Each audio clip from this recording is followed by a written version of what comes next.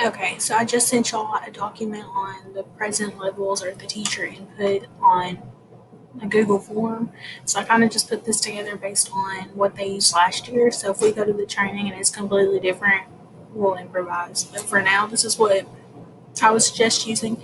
It'll make it so much easier to get data because you're not going to be chasing paper. At least I mean, they can't say that they gave it to you or put it in someone's box. If they returned it, it'll go right to your email and you have that data, that time and date stamp on there. And it's easier to just forward it to a principal if you need to and be like, didn't get it. So, I mean, it's up to you if you want to use the paper. Go for it. I created this. Might make it a little easier. I hope so. If not, just say whatever. Okay, so if you do want to use this Google form, what you're going to do is you're going to go in it, and then for each student, so if you have a ton of students, and this might take you a second to get it set up, but you can just do it as you go if you want. You're going to want to go here. I'm sorry, I lied. You're going to click these three dots and you're going to go make a copy. So let's say that we're having an ARD for test student ARD. And then you need, like, I would put the date at the end because I put in there that teachers have to get this to you 2 weeks before the ARD, just so you have time.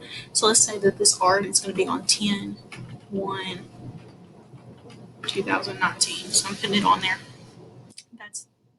I'm going to put ARD. That way that there's no confusion there. Okay, so now you have a new document, a new form. So what you're going to do is you're going to send this out. So I'm just going to send this to myself. And then down here, I'm going to say, please complete regarding test, or you can put whatever you need to put in there. But you're going to send this to every single one of their teachers because you want input back from all of their teachers, whether it's elective or whoever. But make sure when you send that, just make sure that you're doing it on each student. So this is going to be the original that I created, the PHS teacher input, and then for every kid, you're going to need to make them their own copy. So when you send it out and you get responses, you can go to that student's data file and you have their responses for that student, because if not, all the responses for all of our kids are going to be in this area, and it's just going to be insane trying to sort through it. I mean, at first it'll be fine, and by the end of the year, after we have 70 yards or whatever we have over there, it's just going to be crazy. So just save yourself and learn from my mistakes, because I did that last year and it just was annoying. So if you do each individual student, it's just easier, and you can even run reports and things like that with the data you get. So it's super useful. Um, and the questions are just super basic. So if you have anything in particular you want to add for a student, like you want to address it in ARD and you're like, oh, this is happening. Like, I know this happened last year. I'm going to ask the teachers if this is happening because this is something we need to talk about if it is, because it's just an issue, or maybe they've made so much progress, whatever it is, y'all know the kids. So I just put their email so that we would know who sent this, because that was another mistake I made last year. I didn't put that, and we just had to like sift through the teachers did. So I'm sorry.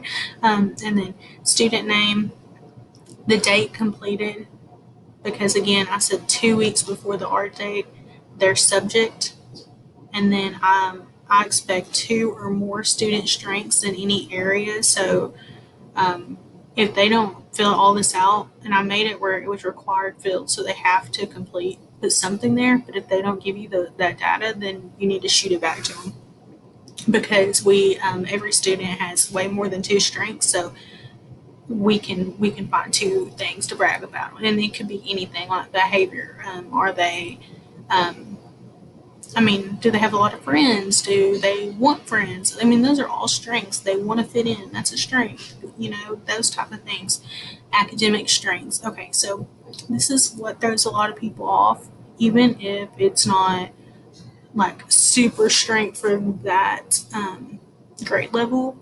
It might be that student strength that they know all of their multiplication facts. Like, for a gen ed student that might be so below grade level, but for this student that's an asset. Like that's their strength. That's okay. We need to think about two things that really help that student and make them able to have progress. And then right here, I want to know, or we need, the ARD committee needs to know, what is the main area they struggle in. So, is can they read fluently, but that's their academic strength, but they can't comprehend, so that would be their weakness. What is inhibited? Like, what is making them not be on grade level? Why are they so behind? What is that area? Because that's going to be our area of focus on our goals. Okay, so just when you get these responses, kind of skim through them, make sure that they're putting those things, because you're going to have to use that data to make a goal. So it's super important. And then I put current grade in your class. So they'll put their grade. Have they failed at all? I don't think it's that important that we have like a numeric number there if they passed every time, if we have this number. But if they failed, they answer yes, then we do need to know, why, like, what was that grade? Because that's going to be something that we need to talk about. Why are they failing? I mean, what's going on? What do we need to do? We need to help. So how can we do that? So they need to list the grades and the grading period when that happened. And then if you teach English and they had a reading star last year, then they need to put if they passed and their percentage score on there. If you teach CTE or electives and there's no stars test, then just put NA, or you don't have to answer that. But if you had a tested subject, definitely that has to be in there. Okay, so the next one, does this student meet the social and behavior expectations as specified in PHS Student Code of Conduct? So are we taking extra measures for this student, yes or no? We need to know if that behavior is an area of concern. We have to address that every single ARD. And if they say no, they need to explain what's going on, what do they see, because that's something we need to consider. And then here, do the current accommodations reflect what the student needs in your classroom? Most of the time, by the time they're in high school, we have a pretty good understanding of what that student needs. But sometimes teachers may say no, and they need to list, if they say no, they need to list what they think that student needs and how they know that.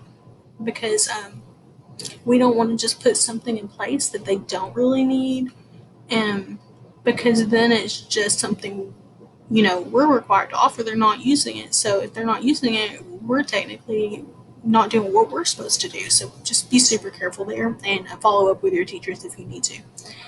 And then the next one just says, I acknowledge that this form must be submitted to y'all 2 weeks prior to the scheduled meeting, yes or no. They have to put the date, and then they type their signature and just say that they understand.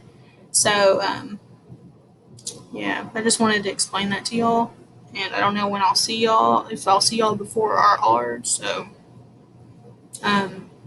but please, please, please, if you need to explain this to teachers, go do so. Or if you need to send this video out, I don't care. Just kind of specify and follow up with your teachers. But the biggest thing is just click these three dots right here and make a copy. Just click make a copy and rename it for every single student. So if you have 50 students, you're going to have 50 of these. But that may seem like a lot, but you can put them in a folder, and it'll make it so much easier when you're trying to pull data, because you can just go to responses and see every single thing that teacher put in for that student. And it makes it better when you're sending it by email, because instead of just saying PHS teacher input, it'll say that student's name. So I hope this helps you. If not, just tell me, leave me alone, and I will. Bye.